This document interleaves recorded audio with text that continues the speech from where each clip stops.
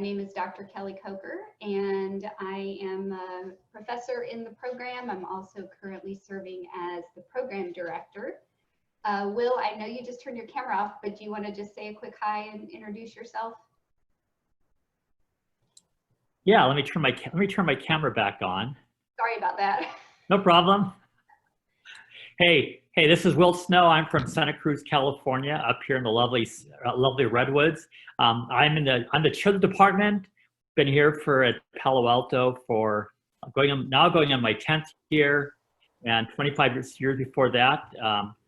We're excited to have you in our program, and we're really looking forward to you all joining us. And that's an awesome shirt you have, by the way, Dr. Snow. Yes, it's a new shirt. All right, I'm going to share my screen. We have a few slides that we will walk through, and as Shelby indicated, there's a Q&A function in our webinar. So if questions come up, please feel free to put those there. Dr. Snow and Shelby will be paying attention to that, as will I. We'll definitely do our best to try to get your questions answered this afternoon. So let's start with just some broader introductions, just a couple of other people that are useful to know in our PAU community beyond Shelby, Dr. Snow, and myself. Samia Wright is our senior department manager. Sammy is basically all of our bosses. She's the one who kind of helps to keep our program running. If you do join us as a new student, she's the person that will help you with your onboarding, help you understand how to register for classes, and is just very knowledgeable about all the ins and outs of our counseling program and PAU. Dr. Maureen O'Connor is the president of PAU, and it's a little unusual, at least in my experience, to have a president that is quite as involved and hands-on as Maureen is. Don't be surprised if she shows up in a class that you're taking, that she makes herself available to talk to you, that she offers opportunities to share what's going on at PAU. So for our program, the MA in Counseling program, we really do have two locations. We have an on-ground location, and that includes both our offices and clinic and classrooms in Los Altos, and also our campus in Palo Alto. But we really consider the virtual classroom another one of our locations. Those of you that are interested in our online program, you will spend a lot of your time in Zoom. I know many of us are spending a lot of time in Zoom now because of the COVID-19 pandemic, but before we even were dealing with that, we at PAU have been using Zoom in a very integrated way in our learning. So every class you take with us, if you're in the online program, and even in the residential hybrid program, because there are some online courses, you meet each week synchronously in Zoom. And so it really does kind of become one of our learning environments that you'll be very familiar with. Will, can you share just a little bit about the history of PAU? Yeah, let me say Palo Alto's history kind of goes along with a trend that's been happening for like the last, almost 50 years. So you might be aware, like 45 years ago in California, across the nation, it was very difficult for people to find graduate level education, especially in psychology.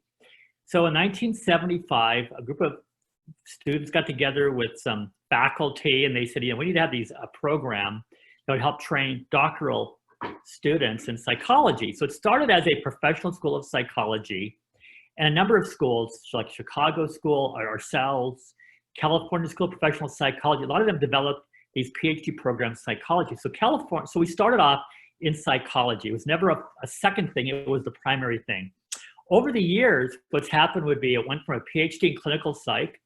They later on connected with Stanford University, which we are a stone's throw away from, and now they have a PsyD consortium with Stanford. They later on offered a bachelor's degree in psychology, and then a non-clinical master's degree.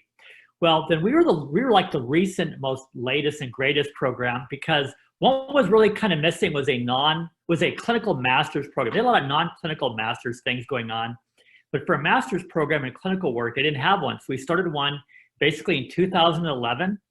I began my first fall in 2011 with 11 students, and quickly it went from 11 to 40 to 100 to 250, and so now we're about 400 students. And we are ourselves working on developing our own doctoral program in counseling. So it's been a fairly rapid growth, because what we've discovered is what's been in demand is this idea of a clinical master's program, which you could finish in about 2 years. Thank you for that, Will. And really, Will, Dr. Snow is really responsible for growing and building the counseling program. And as he said, it is currently the fastest growing program at PAU. One of the other things that you all may have noticed in your research of counseling programs and sort of trying to pay attention to what might be a good fit for you is paying attention to whether the program is CACREP accredited or not. CACREP stands for the Council on Accreditation for Counseling and Related Educational Programs. It really is the mark of quality for counselor training programs. CACREP accredits programs both at the master's level and at the doctoral level. And there really are some benefits to being in a CACREP accredited program. Because CACREP sets standards for curriculum in counselor training programs, many state licensure boards align their educational requirements with CACREP standards. So some state licensure boards even say the program needs to have been CACREP accredited. Others may say the curriculum needs to align with CACREP, or that CACREP is one pathway for meeting the educational requirements for licensure. So it does help to enhance the portability of a license. So you might be in Texas and deciding to come to our counseling program, and you're going to try to get your LPC in Texas, but then you might at some point want to move to California. And so having that CACREP accredited education helps with that kind of portability. There's a couple of other benefits to CACREP accreditation. There are, as it says on the slides, there are some federal agencies and organizations that recognize CACREP and in fact will hire master's level mental health professionals to work in their settings if they graduated from a CACREP accredited program. In the distance learning program, your learning activities are all taking place in Zoom. There are a couple of opportunities when we're not in the middle of a global pandemic, of course, where we invite you to campus for some on-ground learning, and I'll talk about those in just a moment. One thing that I'll point out, though, if you are interested in our distance learning program, we do admit twice a year. We admit for fall and we admit for spring. If you're interested in coming and joining us in the fall, we have within the distance learning program, we have a couple of options for cohort groups. We have one cohort group that is a group of students that's interested in taking more like 3 courses a quarter and finishing the program in just say 2 years and 3 months. We also have an opportunity in the fall for students who might want to go a little bit slower and take 2 classes a quarter and do the program in 2 years and 9 months. If you come in the spring, it's all the same, whether you're residential hybrid or distance learning, you'll do the 2-year, 3-month program. And of course, when you interview or when you talk with Shelby or one of us, we can give more detail about that if you're trying to decide what the best path is for you. Just to give you a quick glance of what do those 2 years and some change look like. If you're in our residential hybrid program, again, you're typically taking about 3 courses a term. You can expect, especially when you start, that it would be 2 classes on campus and 1 online. Obviously for fall, we are looking at doing a HyFlex model of learning, which basically means there's always going to be a virtual option and the potential for some on-ground opportunities if they can be done safely in very small groups. But for the most part, we're prepared to just operate in an online format. I don't know, Dr. Snow, if you want to say anything else about what we might expect in fall for the residential hybrid students versus what it normally looks like. California basically just set up more restrictions today because the COVID-19 situation is not getting any better. So I would say that for those who are looking for residential experiences, we're not going to be able to guarantee much next year. It'll be on a case-by-case basis where both professors and students feel comfortable. It might even be just like a couple sessions or a workshop. Right now, we're kind of like watching, we're watching the governor who basically kind of creates these restrictions. So Palo Alto just gave some guidance today. So right now, no faculty member has stepped forward saying, I'm going to do some. HyFlex basically means that we would have students basically online, but we might have a few residential students and a faculty member in a classroom. We're still not sure if that's going to take place and who will do it. So right now it's up in the air. So I wish we could say more, but right now at this point, it's a pretty dynamic situation. We can't say what's going to happen, let's say next January, which would be winter and spring. I think we're all waiting for either some kind of a treatment or a vaccine or some kind of vaccine. But this thing can linger for, through this next year. So I would say that just kind of be prepared to stay flexible. But let me just say that, if you think like not being in person is a detriment, this is what we would call a residential kind of like model, but it's in Zoom. So basically, if this is a real class, you would see all your classmates. You would be able to talk with them, ask questions. So even though you're saying it's online, we use the term virtual remote classroom. So I think you're going to find that even though you won't be physically together for most, at least for the fall, and maybe for many parts of next year, I think you're going to find it pretty dynamic and interactive. Right now we have 74 participants. We really can't do much interaction today. But if you're in a class of, let's say, 16 to 20, you'd find yourselves talking and chatting just like you would in a regular classroom. So anyway, I wish I could be more optimistic. But also be aware though that hopefully for you, by the time you get to the point of doing your clinical work, which we'll talk about later, you'll be able to do some things in person. But even for that part, Palo Alto has been very innovative in doing what we would call telemedicine. A lot of our students are doing telemedicine approaches for doing treatment. So Palo Alto, we're on the cutting edge. We've just written a special edition on how to do teleeducation and telemedicine. So I think if anybody's is a leader in the field, we are. So if you're gonna have a good learning experience online, it's gonna be with us. So Kelly? Yeah, no, thank you for that context. And yeah, it is a dynamic changing situation. I think one of the things we've done really well, starting in the spring when everything locked down and moved online, is that because we in the counseling program already have a very robust model for doing distance learning, we really were able to pivot pretty quickly, support our other colleagues at PAU who maybe don't have as much experience with online learning, and take those courses that typically were residential and move them into our Zoom format in a way so that there wasn't much lost in terms of interaction. So what I'm showing you here, of course, is in normal non-pandemic times. This is what the residential hybrid program would look like. But regardless of whether you find yourselves in more online classes when you start than normal, our curriculum for both the online and the residential courses are the same.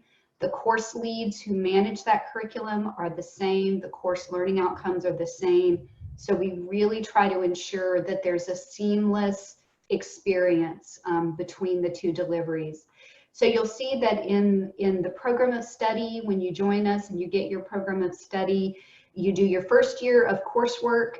Starting in your second year, you are in a practicum, and you do 3 quarters of at least of practicum internship for a total of 700 hours. This is a KCREP requirement.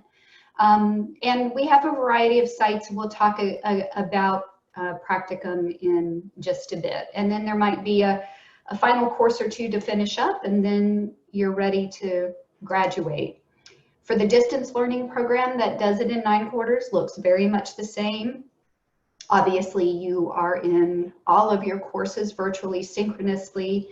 The 2 differences, and again, given our current situation, we can't yet say what this is going to look like, but normally what we would do in our distance learning program is, if you join us in the fall, in your winter quarter, we would invite you to campus for a week-long clinical intensive in our counseling skills class. And then we do another one in the summer, so it's usually in terms 2 and 4, where we do an on-ground residency. I think we're prepared for the winter quarter to be online. We're actually doing this class online this summer. But we will keep our fingers crossed that by next summer, there may be an opportunity for some on-ground learning again. And just to show you, because we did talk about the 11-quarter option, that would be for folks who might want to take a little bit longer in the distance learning program to finish taking more like 2 classes a term. And then you're really looking at starting your practicum at the end of your 2nd year. So you do coursework first year, coursework second year, and then you would start your practicum, finish it, and then graduate.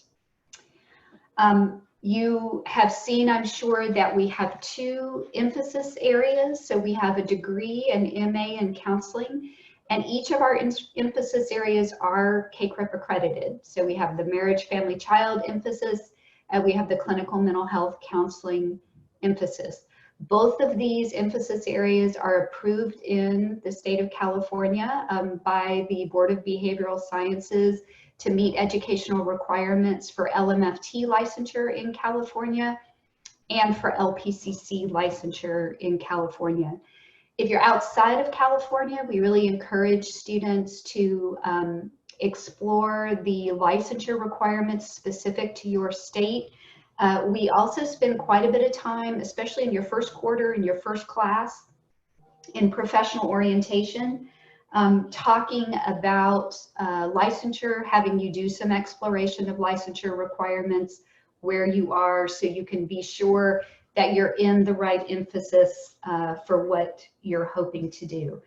The website at the bottom here of the slide, this is the American Counseling Association website. And if you go to their website, you actually can find the licensure requirements for all states. For the counseling license, you're probably not going to find as much for MFT licensure, but for counseling licensure, you can click on the different states and look at that information there. Can I just chime in for a second? Yeah, I was going to say, I'm going to let you talk about this slide.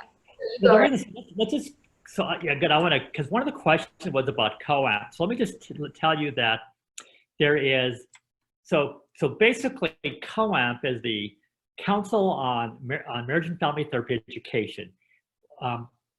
First of all, COAMP is not something that we are going to pursue, want to pursue, and first for a couple of reasons. Number one is that across the country, we believe that the LPCC, or the mental health counseling license, is the most portable with the widest scope of practice. So basically, when we talk about people working outside of California, we really push that emphasis area. And you're going to see the kind of bottom line. But in California, we're in a unique position. And in California, historically, we've been a very large MFT state. Being an MFT state, it's not a COAMP state. Most programs in California are not COAMP accredited. COAMP has particular nuances that we don't necessarily want to get involved with. So what's what we would say? If you're in California, if you're never going to leave California, the MFT license is a fine license. But if you leave California, you're going to find yourself maybe at a sort of a detriment. in certain areas. So we would say, so if you look across the bottom, number one, you have to separate the degree from the license. So right now in California, the mental health counseling license, which we call the LPCC, is the most portable. Most states, they'll say CACREP accredited. Like, I think it's like, what do you say, Kelly? 26 states mention CACREP as part of their license requirements. About half the country mentions. It's growing, but yes. But half the country, about 26 mention them. So, and the other 20 something are a little more flexible. So if you meet CACREP requirements in our program, we're going to pretty much guarantee we can meet the requirements across the country if you leave the state.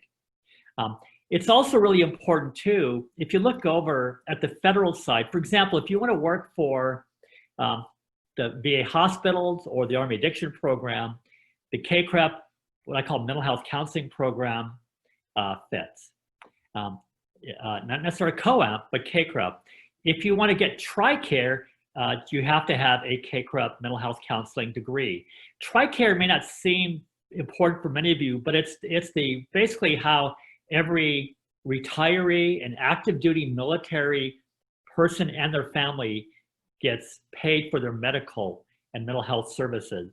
So that's millions and millions of both active and retired military vets. So if you're near a military post, a lot of retirees and active military, it's a great way to be. Now, if you look here, it says yellow. Currently in California, you can be an LPCC. In the future, there's a new law which states that if you have enough courses in marriage and family, which you can do as part of this emphasis, you could also be a MFT. So it means your degree would still be clinical mental health counseling, but you'd be eligible. And I think by the time you graduate, I can pretty much say it's going to take place for both. MFTs in California can already be MFTs or LPCCs, but we're not sure about the other states because the MFTs, you're right, about 24 states license or have accreditation requirements for MFTs. 6 of them mention CACREP, so CACREP is fine. About 18 say you have to have a COAMP degree or equivalent. I can't say we're equivalent to COAMP, but you may or may not be able to be an LPCC or mental health counselor. You definitely can't take TRICARE. So it's confusing. We're going to talk a lot about this. So this is what I always tell people. If I was you, if I'm going to never leave California, then probably either emphasis area might be fine. But if you ever think of leaving California, the one with the most portability, the one with the most reach, I would say, is the clinical mental health counseling. And also be careful. We're going to talk about the scope of practice. California's MFTs have a broad scope of practice, which includes, broad mental health diagnosis and treatment. In some states, when you say you're an MFT, their scope of practice might be much more narrow, which may preclude you from certain kind of diagnosis and treatment. So it's a long story. Here's a good thing would be, you have time once you're in the program to think about it, look at your options, and think about the 3 or 4 states you may want to live in the future and see which degrees work best. For example, if you go to Idaho, Idaho is pretty flexible. But if you go to Texas, it has some different rules. So anyway, I probably confused you more than anything else, but you're going to learn more about this chart as we go along. Kelly? Well, and I think it's really helpful to talk through it a little bit. And I would also say the other way, the nice thing about the clinical mental health counseling emphasis, if you are out of California or you think you might move to another state and you really are looking for that portability, it really is the broadest umbrella under which you can do counseling practice. So I'm actually talking to you all from my home office in North Carolina. I do all my work with Palo Alto from here, and I am a licensed clinical mental health counselor in North Carolina. But I do work with couples, I do work with families, I did a lot of work with kiddos for a lot of years. So there still is a lot you can do even with that broader clinical mental health counseling emphasis, even if you think you really do want to work with families or kids. So anyway, like Will said, there's plenty of opportunity to talk through this when you get to professional orientation, and we're not going to ask you to pick an emphasis right away. We're going to give you a quarter to learn some stuff, and and then make your decision. All right, there's been a couple of questions that have come in the Q&A about practicum and internship. So I want to say just a few things about that quickly, and also say that this is something else that we work hard to prepare you for before you get to this point in the program. The practicum and internship is really your culminating experience, and it happens towards the end or at the end of your program. We have a whole team of people who work with you to both identify a potential practicum and internship site, get that site approved, and then walk you through the process of doing all of your documentation and paperwork that is a part of your practicum and internship. So the ladies on the slide here are people that you will get to know very, very well when you get to this point in the program. I would say even if you're a new student in the program, it's never too early to start thinking about it and asking questions. So if you are in and around the Bay Area and in the residential hybrid program, Dr. Kristen Wathen is your point of contact for all things practicum and internship. If you are a distance learning student and an international student, Dr. Jenny Jew is your point of contact. These ladies have a lot of experience with helping students kind of navigate the complexities of practicum and internship, helping to identify when we have a new opportunity for practicum and internship, and helping to approve sites that you might find on your own for your own connections. They can also help you to vet those sites and be sure that they meet the requirements for practicum and internship. It certainly is a big part of our training program, but we have a really good network in place to help support you get ready for that, and then of course move your way through that part of our training. So one more thing that I'll mention before I turn it back over to Shelby to talk just a little bit more about the admissions process. Will talked a bit about licensure, and yeah, it is complex. There's lots to keep in mind. But one of the things that is important to know is that this is talking about California licensure, but I'd say you'll find this in almost every state where you seek licensure as a professional counselor. Completing your degree is the first step towards licensure. And the way licensure boards will talk about this is that you've met the educational requirements for that license. But there's often things you have to do even after your degree. Some boards require you to register as a postmaster's professional. You have to find a site where you get additional clinical hours. In California, there's an additional 3,000 hours that are required post-graduation under supervision. States usually have an exam or two that you have to take before you're licensed, and then finally you're able to get your license. So I'm gonna turn it over to Shelby. Shelby, do you want me to still drive the PowerPoint, or do you wanna take it over? I've got it pulled up so I can share my screen. Great, and that way I can help Will mind the Q&A.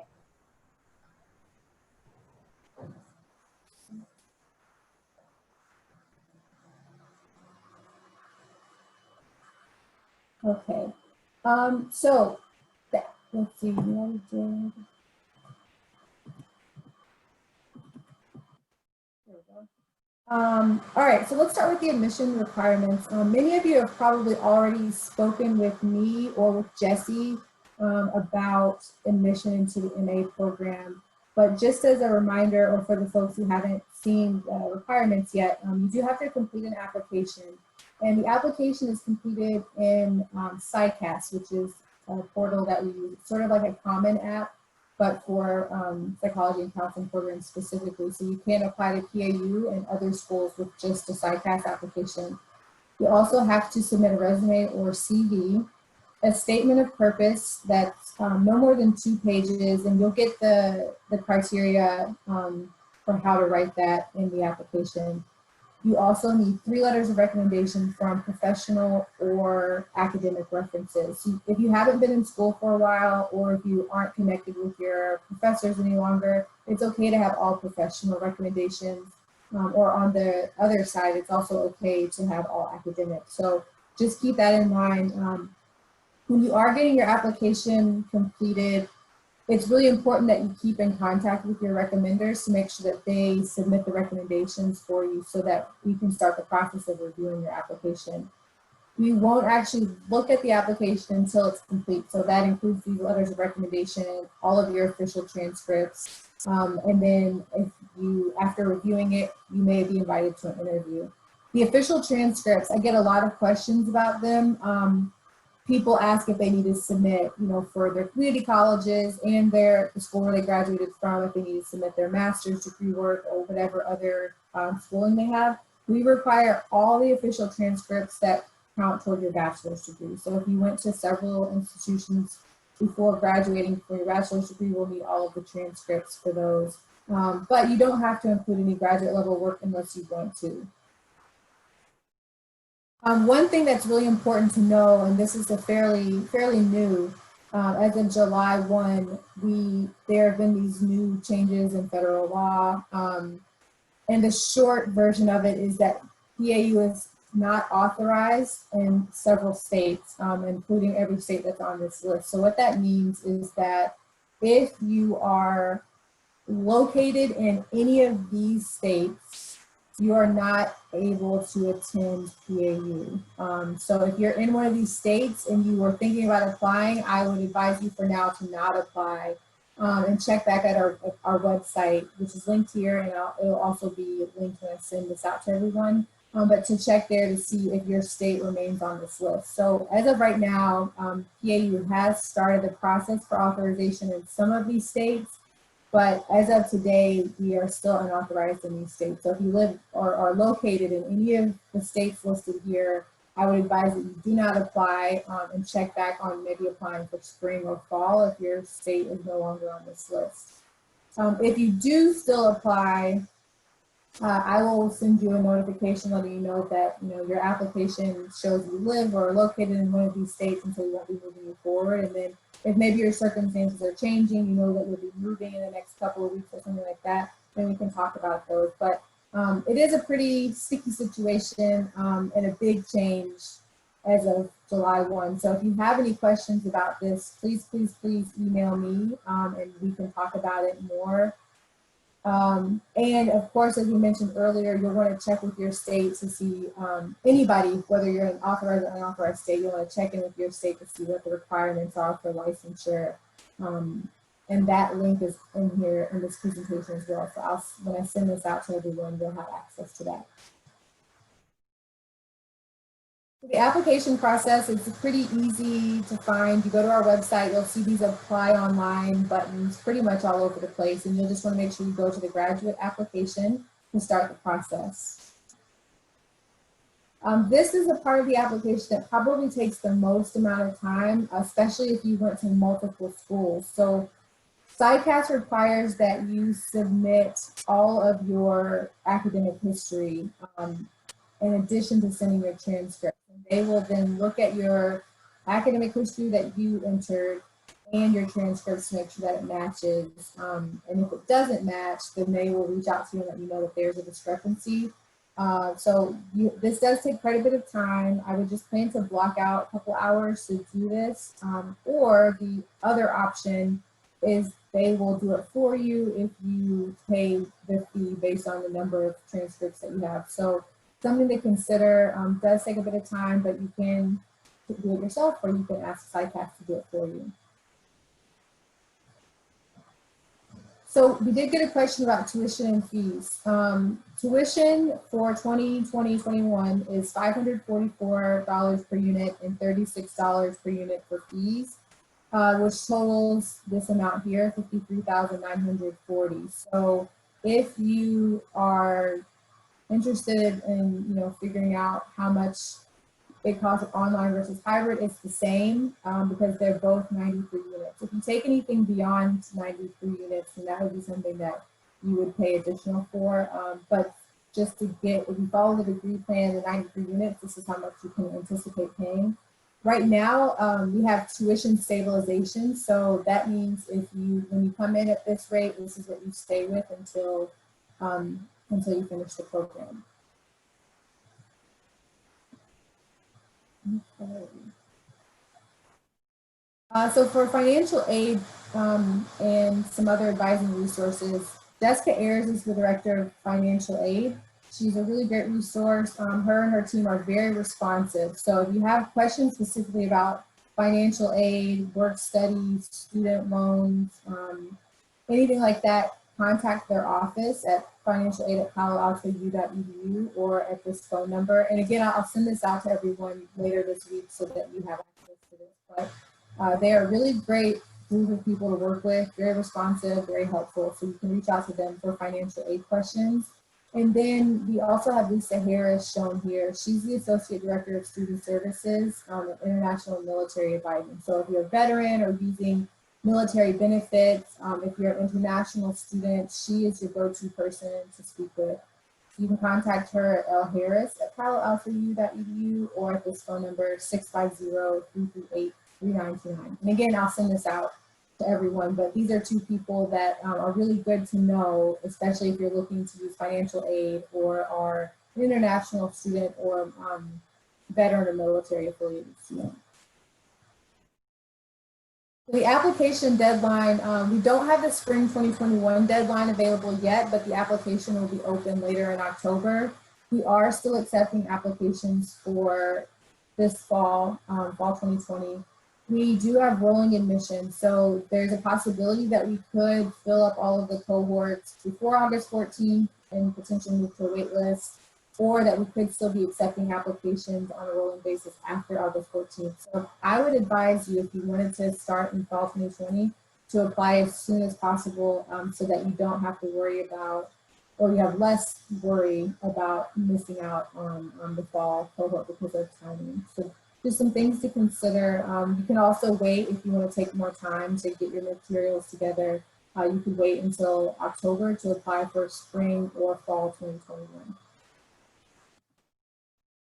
All right, so I guess we are now here with questions. It looks like the question and answer box is empty, but if you do have any other questions, please type them in and we can answer those live. Unless Dr. Snow or Dr. Coker, you have anything extra?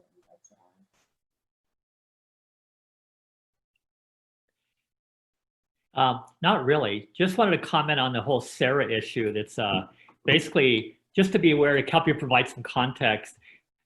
There's like 48 states got together and formed a compact that they would all accept each other's programs. I think there was two, and one was California that said, we're not going to be part of this sort of compact.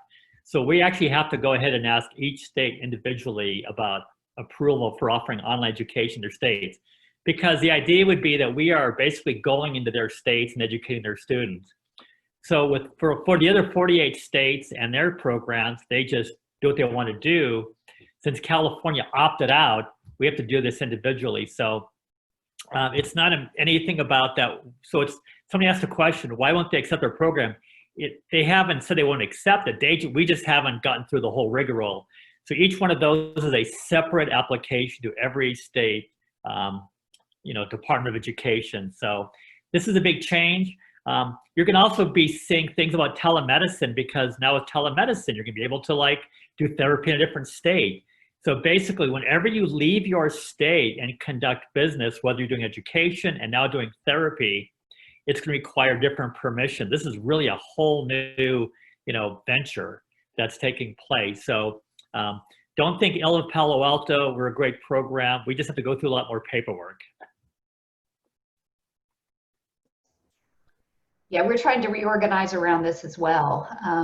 It's definitely challenging for us. We're not used to having that level of restriction on our admissions, but it is something that we're definitely committed to in terms of getting the approvals that we can and really starting to move through that. And so if you are in one of the states that's impacted, just like Shelby said, please check back with us. We are working on it, but we just did have to enact this. So So we know it is creating some limitations that's challenging.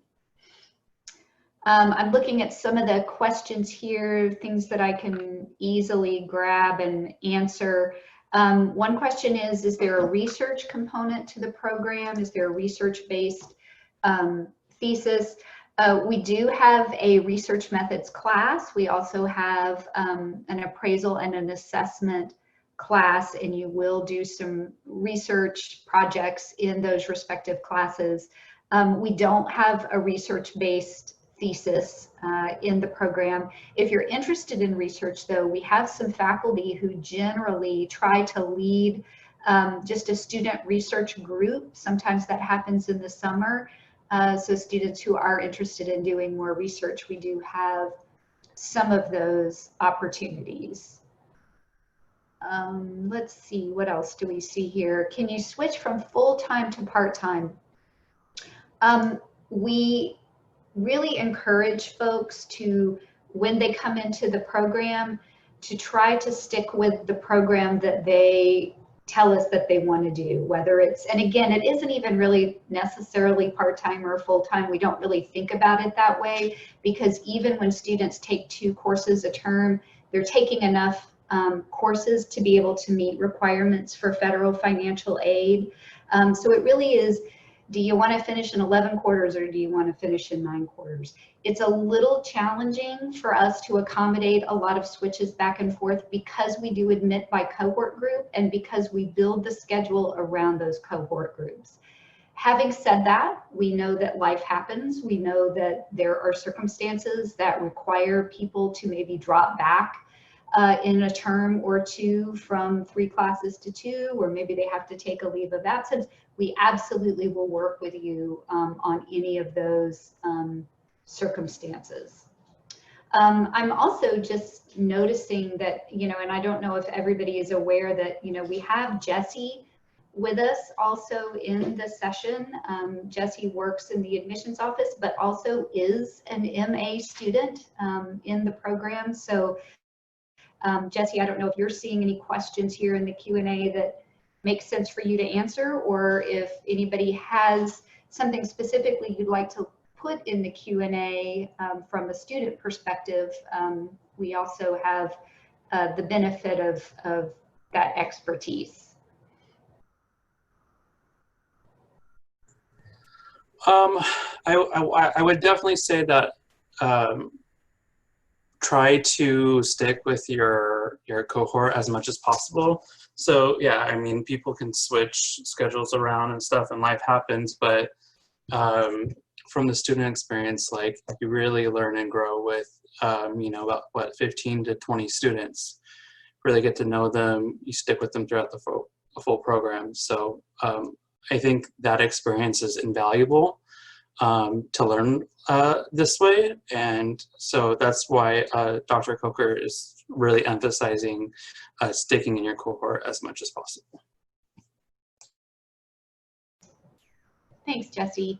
I'm seeing a couple questions too about the difference between PsyD or MFT. So in order to answer that, I would even take a step back and say we need to talk a little bit about the difference between psychology and counseling, and, you know, marriage family therapy kind of as another bucket in there. In the counseling field, the master's degree is the terminal degree required to do clinical practice. So that means after you get your master's in counseling, whether you emphasize in marriage, family, child, whether you emphasize in clinical mental health counseling, you are able to then work towards meeting the requirements for licensure. In the psychology field, the terminal degree to be able to do clinical practice is a doctorate. That's either a PhD or a PsyD. So one of the key differences is time and investment of time and investment of money and resources. But there are also some key differences between the two professions. And this is another thing we talk about quite a bit in the professional orientation class that you take early in the program. Professional counselors tend to certainly can do all the things that you would expect a therapist to be able to do, can do diagnoses, can get third-party payments for their clients, do treatment planning, do clinical interventions that are empirically based. But often counselors kind of focus more on a strength-based approach, sort of a wellness orientation. How can I help this person tap into their own strengths and help them come up with some strategies and maybe set some goals that might be more shorter term goals in order for them to achieve kind of optimum wellness. Psychologists still can very much do the same kind of thing, but psychology often focuses sort of more on that diagnosis. There might be more of a testing emphasis in psychology, more of a research emphasis in psychology. But, you know, certainly Shelby and others in the admissions office are good folks to talk to if you're interested in learning about the different degree options at PAU and which ones might be the best for you. I don't know, Will, are you seeing any other questions you want to speak to? And maybe just say a different context. Social work, family therapy, counseling, basically do it in a two-tiered manner. They begin with masters as what I call the clinical preparation phase, and then they do a PhD later on. The PhD normally in social work, family therapy, and counseling is really focused for people who are researchers and teachers.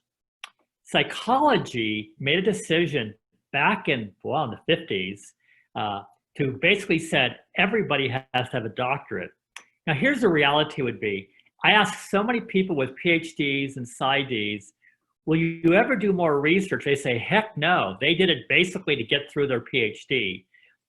So they have to do it. It's a requirement, but it's so many people are never going to do it again. So in many ways, it's they call their model, the kind of like scientist practitioner model.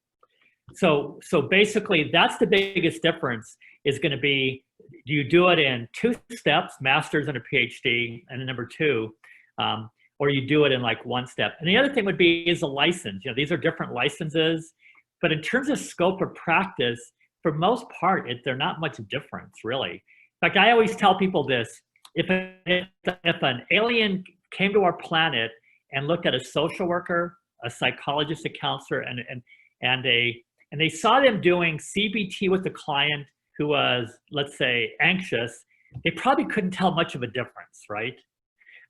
So in many ways, there's probably more similarities than there are probably differences, but there is a big difference in the cost. So for example, at Palo Alto, our PhD program would cost you probably about $250,000. Our master's program will cost you like 50 something. So huge difference in cost, also difference in time, 2+ years to get your counseling degree and go off and start seeing clients, whereas it could be 5 years in psychology. So I would say, so time, money, and a different model. And as Kelly said, it's a different identity. And one of the other cool things about it in counseling is everybody in counseling is a trained educator. You have to take course education. So it really does have much more of a counselor educator focus. And that's why I think we have really one of the best educational models. Whereas it's kind of interesting in psychology, they don't have any required classes on teaching education. So we really do provide in counseling, not just researchers, but counselor educators. Yeah. Another question that was in the Q&A was, what's the school's approach to the role of counseling in social justice? I think that's a great question. It's a really important question. We really do emphasize at PAU, we definitely have a stance of social justice and advocacy. If you're in the counseling program, you will find that social justice, advocacy, multicultural theory, cultural competence, cultural humility, these are concepts that are woven through all of our courses, and we do have specific courses as well. One of the things that you'll hear a lot in our program, and again, if you think about what we do as professional counselors, one of the things we're doing is we're establishing a relationship with a client, and very often we're sitting across from a client who is in some way culturally different than we are. There are lots of levels of intersectionality, and being able to understand our own social location and the social location of our client is a really important part of the process of establishing that facilitative relationship that leads to positive change.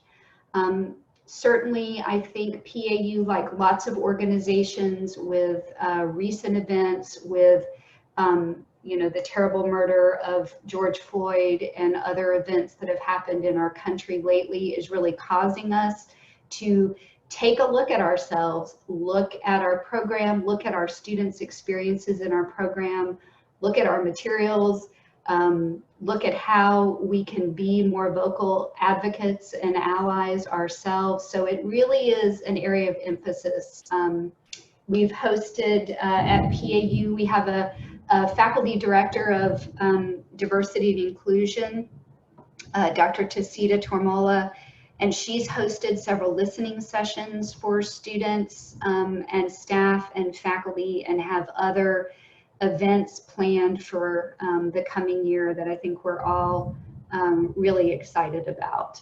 So thank you for that question. It's definitely a very important area of emphasis, both in our program and in the profession. We had also gotten this question a couple of times, and so I went ahead and looked up the information about how many spots are available. Right now, we have about 40 remaining spots in the program, not including the probably 15 or so people who have already had interviews and will get admissions decisions soon. So if you do plan to apply to the program, like I mentioned earlier, definitely apply as soon as possible if you are hoping to get in for fall. Otherwise, you can wait and apply later this fall for the 2021 cohorts.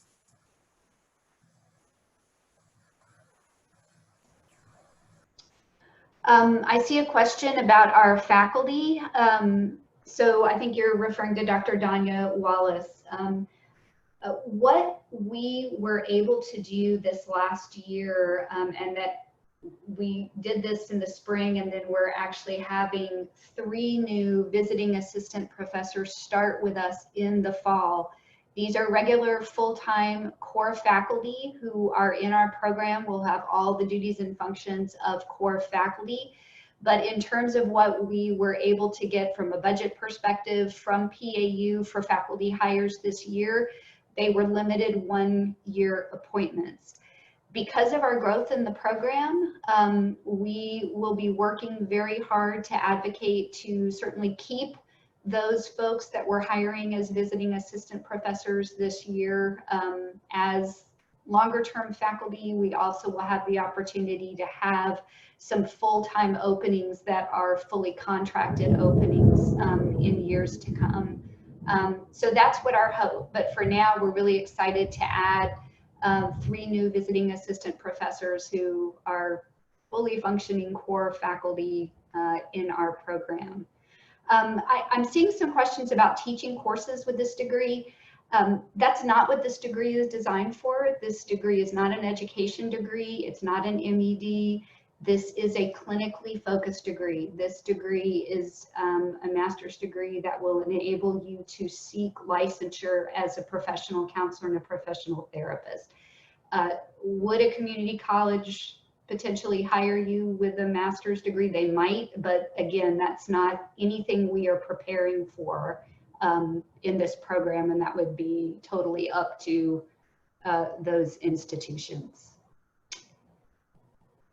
I know we're coming up on time, Shelby. What else have we, anything? Yeah, so questions, I get this a lot outside of the presentation, but it also has come up a few times in the presentation about what kinds of jobs can I get with this license or that license, or this degree versus that degree. And I would really recommend doing some of your own research to see what kinds of careers you're interested in, and then figuring out what types of degrees you need to have for those. I know that with our program, it's pretty clear most people go off to become LPCCs or LMFTs. But I do highly recommend doing some research about the types of jobs you're interested in or career paths that you're interested in to help you determine if this is the right fit for you. I don't know if Dr. Snow or Dr. Kocher want to add anything to that. let me just say that there are state jobs, there are private jobs, and then there are federal jobs. Federally, they require CACREP degrees, which is, or what they call social work degrees that are accredited. So we fit that. Each job is going to particularly say what kind of like position do they want. In California, you're going to see LPCC, you'll see LPCC, social worker, MFT for many of these in terms of requirements. So I'm not sure that any of them is going to be, how'd you put it, going to be more saleable. The difference is going to be what you do. For example, if it's a social work position, they may be asking you to do more casework, case management. They may not be asking you to do psychotherapy. So if you do counseling and psychotherapy, that's generally where MFTs and LPCCs come in. Whereas social workers may be case managers. So it depends on what you want to do. So we are not primary. We do teach some case management. It's called client-centered advocacy, helping clients get resources. But that's not our primary. So our primary job is not creating caseworkers and case managers. So anyway, I would say at this point, from my perspective, it would be most of my students who are doing well in their practicums and internships in their master's program are getting hired even before they graduate. There's plenty of opportunities out there. It's a growth industry, unfortunately. It's a growth industry. So I wouldn't get too concerned about the job market. As for private practice, it's really not going to be so much even your degree or anything. It's going to be you yourself being able to market and sell yourself and developing a sterling reputation, because for the most part, you're going to get clients because they're referred to you because you're doing a great job. So I would say I wouldn't worry so much about limitations at all.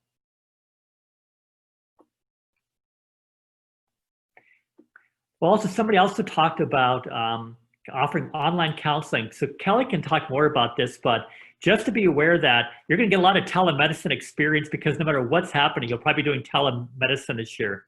I think Palo Alto is very state of the art in terms of its telemedicine experiences. We're working with a person named Bart Taylor, who is really kind of the forefront of this. Telemedicine is fairly new. The one thing, though, is just be aware that for telemedicine, you have to be licensed in the state where your clients are. So Kelly can talk more about that, but I think we don't have the particular courses on telemedicine, but I think you'll be getting practical experience. So I had a meeting today with our director of our MS in psychology program, Dr. Bungay, and we are actually working together on developing some different elective courses that also could be taken together as a possible certificate that are focused on telemental health. We are also developing an e-clinic, and some of this was by necessity with the pandemic, but what we also have seen is there really is a movement in the field for more telemental health. I am a board certified telemental health provider. I do all of my practice work in a telemental health environment, and not just because of the pandemic. I've been doing that for a while. So we're definitely seeing the increased interest in that area. But Will's right, this is a state licensure requirement. It just like you check your state regs for licensure, you want to understand your state requirements for doing telemental health as well, because it's governed state to state.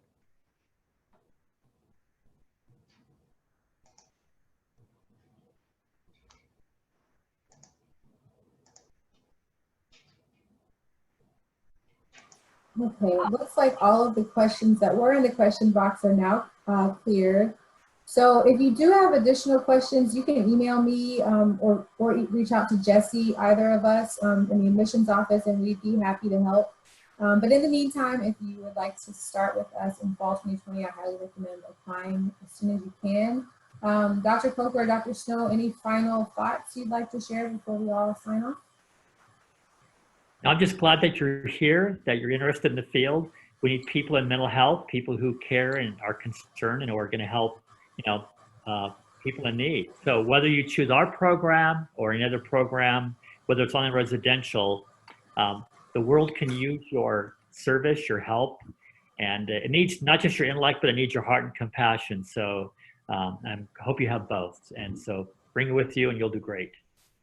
Yeah, I agree. Just thank you all for spending some time with us today. Thank you for your excellent questions. And we hope to see you soon in the program. Thanks everyone, and have a good rest of the evening. Bye.